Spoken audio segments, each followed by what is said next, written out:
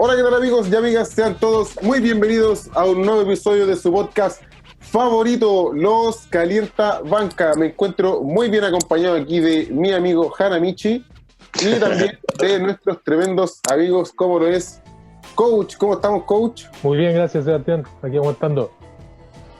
Gracias, Coach. Está también nuestro amigo Boque. ¿Cómo estamos, Boque? Muy bien, Seba, muchas gracias. Contento de estar aquí con ustedes nuevamente desde la cuarentena. Y nuestro amigo Don Vito. ¿Cómo está, Don Vito? Muy bien, muchas gracias, Sebi. Acá, ¿y tú cómo estás? Bien, excelente. Aquí con la mejor compañía, aquí mi compadre. Listos para hablar de una nueva edición especial de nuestro podcast, edición, The Last Dance. Recuerden que estamos haciendo estos podcasts a distancia para analizar todo lo que son los últimos episodios que han salido del tremendo documental de Michael Jordan, porque le vamos a estar hablando de eso, de todo lo relacionado a los últimos episodios que tuvieron como protagonista a Rodman y también el primer campeonato de MJ. Vamos a estar hablando de anécdotas, las palabras que comentaron algunos jugadores de la NBA que tienen relación también con el documental, y obviamente vamos a partir con los saludos a nuestros amigos de Chile y el mundo. Don Vito, por favor. Ahora sí, porque tenemos registro ya que tenemos nuestro segundo episodio. Gente de Santiago de Chile, de Madrid, España, de Utah, de Buenos Aires, Argentina, de Nueva York, gente de Melipilla, mira qué bien, buena onda la gente de Melipilla. Así Bien, que ahí, a todos ustedes, muchas gracias por escucharnos y también vernos, porque estamos en YouTube. Así es, amigos y amigas, nos encuentran también en YouTube. Perdón si hubo alguna decepción al ver la cara de Don Vito. Es lo que hay. La cara de Don Vito. Vos que me ayuda con las redes sociales, por favor. Qué personalidad, ¿eh? nuestro Instagram, @loscalientabanca, nuestro Twitter, @lcalientabanca, y nuestro Facebook, Los Calientabanca Podcast. Link directo en cada una de las biografías. Ya lo saben, amigos. Ya que ahora estamos en YouTube, tienen encontrarnos. que apretar ahí abajo, suscribirse, dejar comentarios. ¿Verdad? Me gustan los videos también. Amigos, vamos a partir hablando de los episodios 3 y 4 de The Last Dance, y que tienen como protagonista a Rodman y el primer campeonato de Michael Jordan.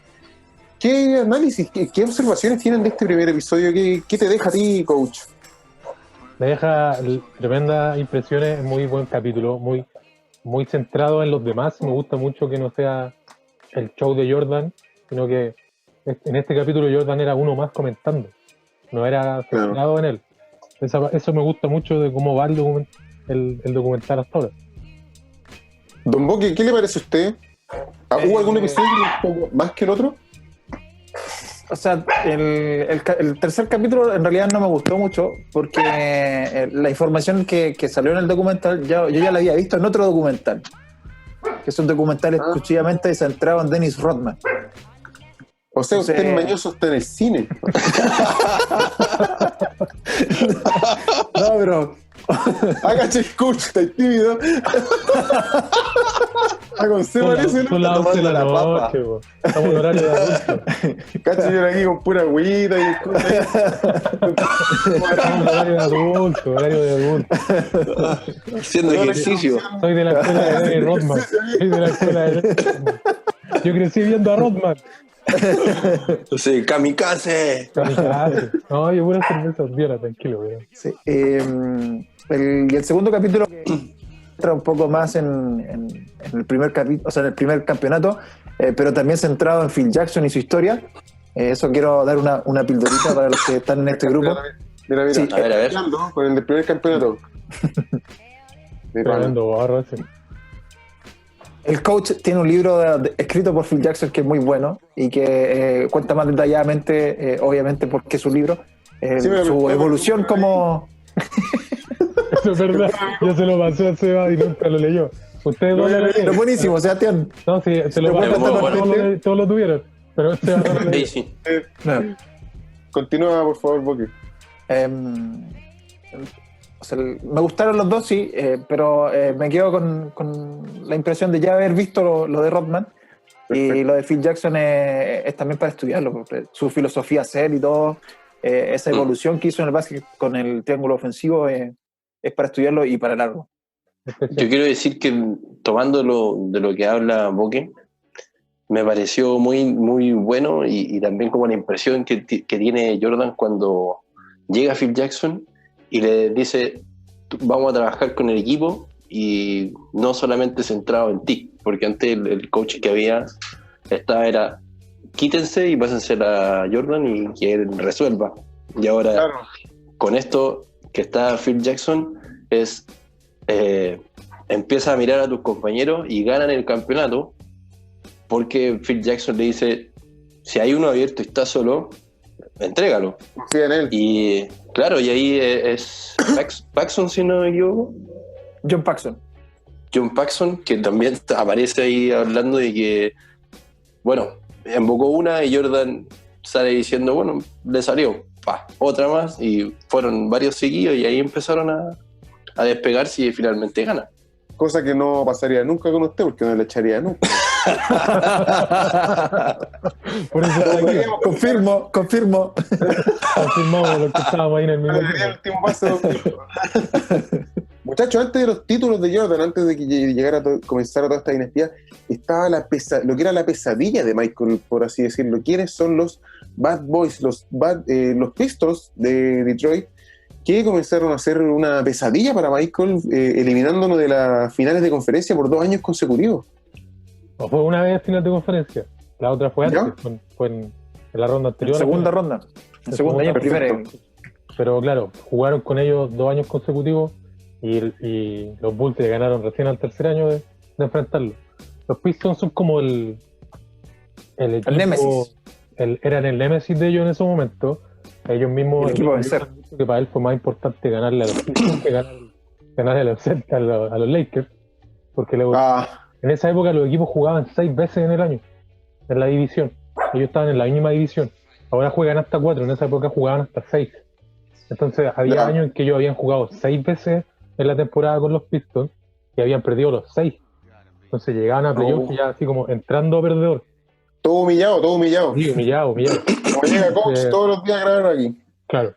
Entonces, en esa época venía de varios años ya el estigma contra Jordan de que él era un anotador que no ganaba, que él hacía muchos puntos, hacía muchos highlights, pero no ganaba. Y a eso Detroit le aplicaba más encima las Jordan Rules, que era para que si nos van a ganar, que nos gane el resto. Y el resto en esa época no era tan bueno tampoco, no era tan bueno todavía. Todavía no subía a su nivel Pippen y no entraban a incorporar el triángulo. Las veces no estaban en su prime todavía. Claro, no estaban en su prime. ¿Qué son esas Jordan Rules? Ahí lo que pregunta Bombito, por favor. En reglas básicas, la recibe Jordan, lo doble marcamos, si los pasa, lo golpeamos, pero la idea es que no suba, porque una vez que ya salta, ya no tenía nada que hacer. Entonces, lo primero era tratar de llevarlo a la izquierda, que si bien jugaba bien con ambas manos, era menos hábil, obviamente, con la mano izquierda. Si llegaba al poste bajo, tenían que postearlo con un interno, y ya si lo sobrepasaba, hasta que marca, claro. Venía la falta. Algo que recalcaba no mucho era que no saltara, que no lo dejaban saltar, porque si se ponía en el aire todo es falta, y entonces era importante para ellos que no llegara a saltar. Y si saltaba, lo tiraban al suelo como fuera. Me parecía Rodman, ¿no? Es que esa era una época en que la regla era mucho más flexible y casi que tenían que pegarle así para que fuera flagrante. Pero los empujones no los cobraban como flagrante, los codazos casi nunca los cobraban como flagrante. Entonces era una época donde la regla no era tan ajustada como es ahora. Entonces se acusaba a los Bad Boys de ser, bueno, por eso los pusieron en el nombre de Bad Boys, les decían que eran sucios, pero ellos estaban jugando dentro de las reglas. Cuando cambiaron las reglas ya nadie podía jugar así, pero ellos jugaban en el límite de la regla. No tiene nada que ver, pero como juega Harden hoy, él juega en el límite de la regla. Hay muchos jugadores que están jugando en el límite de la regla de los pasos. Los Bad Boys jugaban en el límite de la regla de hasta dónde le puedo pegar. Oye, los Pistons fueron los últimos en ganar desde que comenzara la era Jordan. ¿Eso es correcto? ¿O no? Así es, ellos salieron campeones el 89 y el 90 y después empezaron los 90, que es la década de Michael. Y el Dennis Rodman fue partícipe de los Bad Boys de Detroit. Sí, seleccionado en la segunda ronda del draft por Detroit y encajó como guante, como anillo al dedo, como dicen ahí. En un principio a Scottie Pippen no le gustaba la idea porque se marcaba mutuamente cuando habían tenido esos enfrentamientos, pero claro, ellos ya estaban en una época, fue para el segundo tripit que llegó Rodman, entonces ya estaban en una época en que les importaba más ganar que estar peleando por cuestiones que habían pasado hace 5 o 6 años atrás. Oye, coach, ahora que comentaste esto, te quería comentar algo bastante importante. Cuando vuelve Pippen de su lesión, en ese momento, en ese lapso, Rodman había tenido un protagonismo importante en los Bulls. Jordan podía depositar, confiaba más en él, se dio cuenta el rol que había tomado Rodman. Pero, ¿qué pasa cuando llega Pippen? Siente, de las palabras del mismo Rodman, que vuelven a ser como los tres amigos, ellos dos, y Rodman queda como relegado un poco, como que le dio como penita. Quedó en el tercer lugar, cuando él se había hecho muy unido a Jordan en la cancha y queda en el tercer lugar. Y ahí como ya no tenía que depender de él el equipo, necesitaba sus vacaciones. Esa es una cuestión muy hilarante que el mundo NBA ha reaccionado súper... Pues no se sabía eso, sorprendido, ¿no? Porque claro, no se sabía. Se sabía que Rodman desapareció, pero nunca se supo que era con permiso. Hasta el día de hoy no se sabía que él desapareció esos días con permiso. Claro, y el permiso eran de 48 horas y se mandó pasó, pero... Y más encima se fue con Carmen Electra. Con Carmen Electra. ¡Maestro! ¿Cuánto sabe? Era un grande, Dennis. ¿Y viste lo que decía Carmen Electra? Que de repente golpean la puerta y pa. Y entra y era Michael Jordan, poder. Claro, sí. Lo sacó de la cama. Sí, le dice como, oye, levántate, vamos a entrenar. Ya basta. Ya basta de kamikaze. Sí, era un Don Vito, Rodman, karateando. Se ponía modo maldito. Maldi, sí. Oigan, muchachos, cuando hay un tema puntual que me llamó a mí la atención, que en uno de los partidos decisivos, partido Game 7, a Pippen le da una jaqueca al punto que lo hace jugar malísimo y terminan perdiendo el partido. ¿Me cuentan un poco más, algo más de ese, o sus reacciones en ese partido ustedes? Porque comentaban por ahí antes de este episodio, o sea, de que comenzáramos a grabar, si era verdad o si era chamullo. Otros decían como, pero ¿cómo llegué al juego 7 y ahí recién vaya a mentir? Eso fue su reacción a ese tema. El año anterior al primer campeonato. Eso fue en final de conferencia. ¿Contra Detroit? Contra Detroit. Eso también jugaron 2 años consecutivos final de conferencia. Uno que la perdieron, el 90, que fue el segundo campeonato de Detroit, y la que ganaron, que fue la del 91, cuando después salen campeones la primera vez. Y ahí como que, ¿cómo vaya a dudar del tipo ya en el partido 7? Pues? Si él hubiera estado, no sé, mintiendo, no va a venir a mentir en el último partido.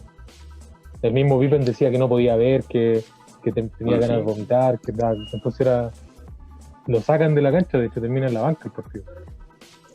Cierto. Muy, muy mala suerte para haber tenido ese tipo de jaqueca sumamente fuerte para, como dice el coach, llegar a perder el sentido de la división. Claro, se borró. Muchachos, otro tema, volviendo un poco a lo que estábamos hablando de Detroit, hay un hecho puntual que se recalcó mucho en el episodio, que es cuando los Bulls al fin le ganan a Detroit, estos deciden no darle la mano al final del juego. Se van. Y lo encontraron una falta de respeto tremenda.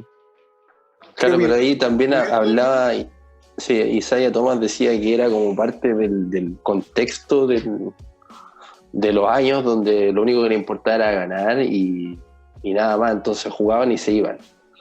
Y Jordan dice que iba a decir eso y le entregan en el capítulo lo que dijo Isaiah Thomas y hacía gestos, mira, está diciendo lo que yo acabo de decir. O sea, yo no les creo, ni siquiera ahora que han pasado un montón de años.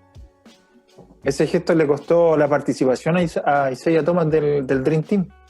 No, ¿en serio? Oh. ¿Qué buena pildorita, Don Boque? La importancia o el peso de Michael en el equipo era tan fuerte que Michael le dijo, no me interesa estar con ese tipo, y así fue. ¿Qué pasa ahí? ¿Cómo Mira. que no está muy seguro? Veo unos gestos ahí medio raros. No, esto no, sí, esa es la historia que se ha sabido siempre.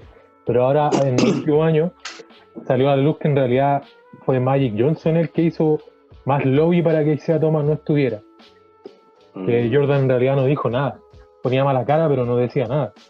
Y que fue Magic Johnson, Scottie Pippen y Karl Malone los principales artífices de que Isaiah Thomas no llegara al Dream Team. ¿Por qué? Porque fue en el tiempo en que Magic Johnson confesó que tenía VIH. Y andaba el rumor en la liga de que Magic Johnson era gay o que tenía fiestas homosexuales. Estamos hablando del 92, entonces eso era muy visto todavía, pues eran otros tiempos donde casi ser gay era muy, no sé, oculto o mal visto, como quieran decirlo. La cosa es que le llega el rumor del rumor a Magic de que era Isaiah Thomas el que andaba diciendo esas cosas alrededor de la liga. No. Entonces Magic usó todo eso y yo soy Magic Johnson para hacer que dejaran fuera a Isaiah Thomas. Y esa historia me parece mucho más creíble porque Jordan, si bien se llevaba mal con Isaiah Thomas, tampoco era tan terrible, no era una cuestión de que no se soportaran, como... Bueno, en realidad no se soportaban, pero el hombre habría sido capaz de aceptar que... Más diplomático, dices tú, ¿no? Habría sido más diplomático de jugar igual, porque al final era la selección para ganar. Claro. Pero esa historia de Magic Johnson yo la escuché recién esta semana con todo lo que ha salido del documental. Nunca había escuchado esa historia de Magic. Sí había escuchado toda la vida la que cuenta el Boque de que Jordan no lo quiso, pero me hace más sentido esta de Magic que la de que Jordan no quisiera. Perfecto. Oye, otro punto también importante que, como se habla en el primer episodio de Rodman, y en el segundo se centra más en el campeonato de Jordan, el partido final contra los Lakers fue contra Magic Johnson, con Johnson que venía de ganar, de ser el hombre NBA. Recordemos que es como en las épocas Larry Bird, Magic Johnson, Jordan, y ahora sería como LeBron o Curry, por así decirlo. Y en esa época... LeBron, perro. LeBron ya está viejo, papá, que ya fue. Y en esa época... perdí el hilo. Gracias, Boque. De Lakers con Magic Johnson. Claro, y venía la época. Claro. Venía a enfrentarse con un Magic que venía de ganar, ¿cuántos campeonatos? No sé, pero 5, creo. 5. Claro, 5, y venía también lo que decía Coach, de que no, si Jordan es un tipo solo de hacer puntos, de highlight. Contra todo eso, le ganan la serie a Magic, y hasta el mismo Magic termina diciendo que él le gustó perder contra Michael Jordan más que... Porque es uno de los mejores, quería enfrentarse a los mejores. Que era el mejor jugador actualmente en la NBA. Hoy yo quiero volver un poquito al episodio de Rodman, porque a mí... Estamos hablando de eso. Chao. No, porque a mí me llamó mucho la atención cómo él era un estudioso del rebote, o sea, como tu compañero que te está ahí al lado tuyo, Seba. Brígido, el rey. El NAE. El loco era un estudioso del rebote, o sea, iban y entrenaba y le decía a alguien, X persona, ponte aquí, lanza, y veía según iba, botaba el balón en el aro, se posicionaba, llegaba, tomaba, y así sabía cómo lanzaba Jordan y dónde iba el rebote, dónde lanzaba, no sé, Bird y el rebote. Entonces eso para mí fue como, oye, este tipo de verdad, y se sentaba a estudiar a sus rivales, claro, y se estudiaba a él mismo también cómo ir siguiendo perfeccionándose. Claro, tremendo lo que hizo Dennis. Habían partidos en los que hacía 0 puntos y más de 20 rebotes o más de 15 rebotes. Entonces cumplía con la función. Exacto. Sabía lo que tenía que hacer y lo hacía muy bien.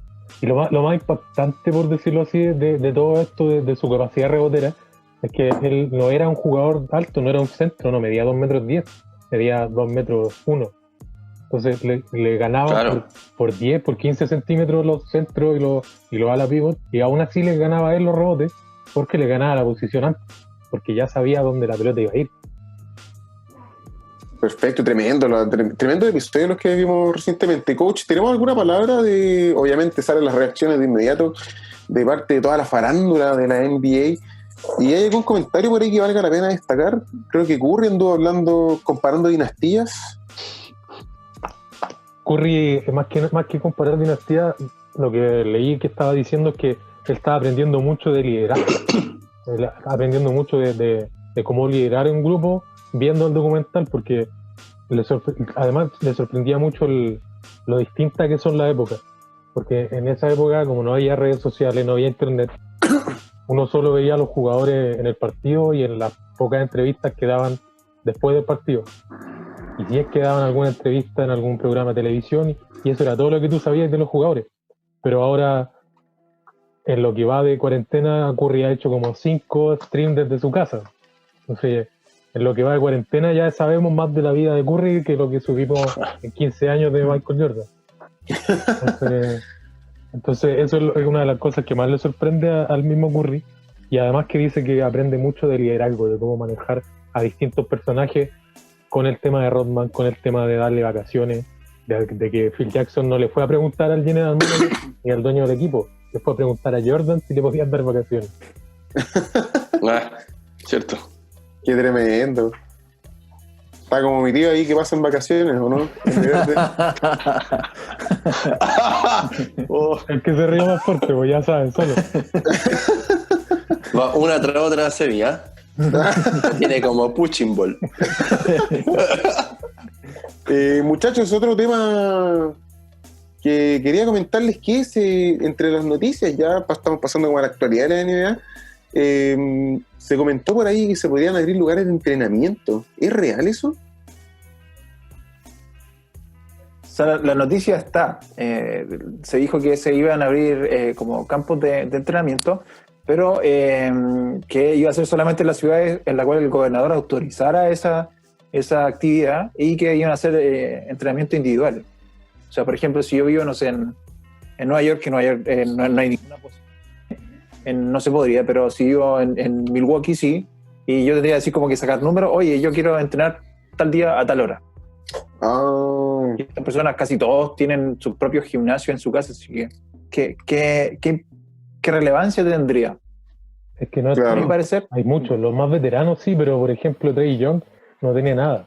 Trey Young tenía un aro afuera de la casa, todo ordinario, que se vio en la competencia de Horse que hicieron, que era muy fome, pero se vieron algunas casas, y Trey Young no tiene nada, tiene un aro de esos móviles afuera de la casa.